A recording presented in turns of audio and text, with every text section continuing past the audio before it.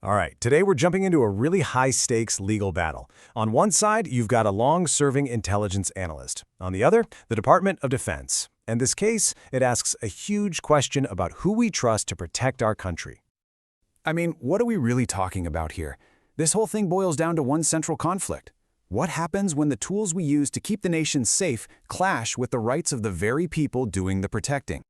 So let me set the scene for you. We have John Morter, an intelligence analyst with 14 years of what's described as exemplary service. And then, bam, he's suddenly reassigned from his post. The official reason? He couldn't pass a routine polygraph test. The government calls it a security issue, plain and simple. But Morter says, hold on. The real reason I couldn't pass is my diagnosed PTSD and anxiety. And reassigning me for that isn't just unfair, it's illegal discrimination. Okay, so here's how we're going to break this down. First, we'll look at the human story at the core of this dispute. Then, we'll dive into the legal fight over what a job duty actually is. After that, we'll get into the claim that the government's own rules were ignored. And then we'll look at how the official story kept changing. And finally, we'll zoom out and see why this one case could have massive implications for so many people. All right, let's get into it. Before we get lost in all the legal jargon, let's just focus on the human story behind this test of trust. So the legal petition lays it all out pretty clearly. You've got John Morter, the analyst, up against the Department of Defense. He was moved from a really sensitive job at Special Operations Command, all because he couldn't get through a polygraph. But here's the kicker. He argues that his diagnosed PTSD, which is a recognized disability, made it medically impossible for him to pass. He says that by reassigning him, the DoD broke the law, and now he's asking a major federal court to give his case a second look. This brings us to the first huge legal argument in the petition, and it all hinges on a question that sounds simple but is actually incredibly complex. What is the actual job? Is it the work you do every day, or is it the test you have to pass just to get in the door? And when you put it side by side like this, the conflict just jumps out at you. On one hand, you have Morter's official job description. It's all about duties like analysis and intelligence work. You know what's not on that list? Passing a polygraph. But on the other hand, the agency's entire reason for reassigning him was his failure to pass that very test. The petition basically says the agency is mixing up a screening tool with an actual duty of the job. So you might be asking, okay, why does this distinction matter so much? Well, it all comes down to this super important legal term, essential function. Under the Rehabilitation Act, that's the law that protects federal employees with disabilities, an essential function is a fundamental part of the job itself. It's not a side task, and it's definitely not a prerequisite test you take to get or keep the job.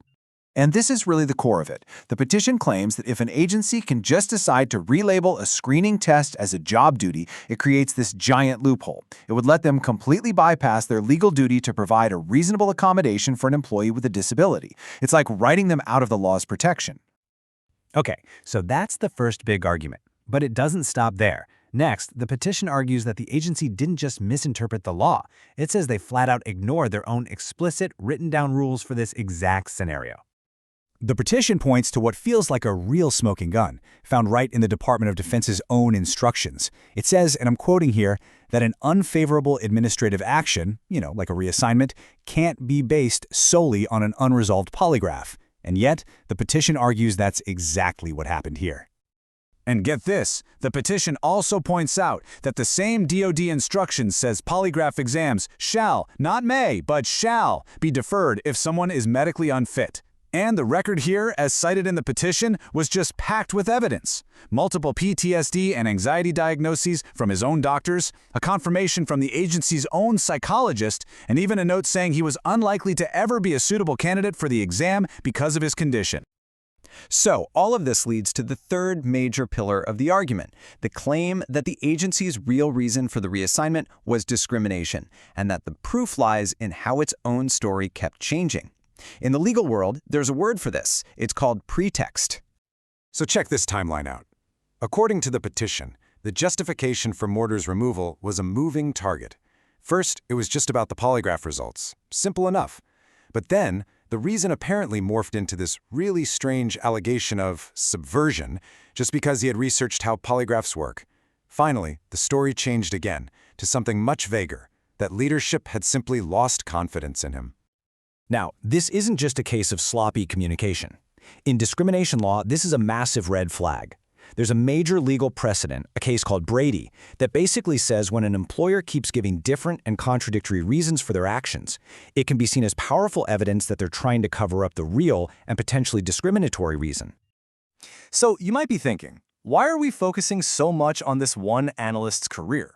Well, because the petition argues that the legal principles being fought over here have massive implications that go way, way beyond this one case. So just how common is this problem? The petition cites data that suggests somewhere between 15 and 22%, let that sink in, of all counterintelligence polygraphs come back unresolved.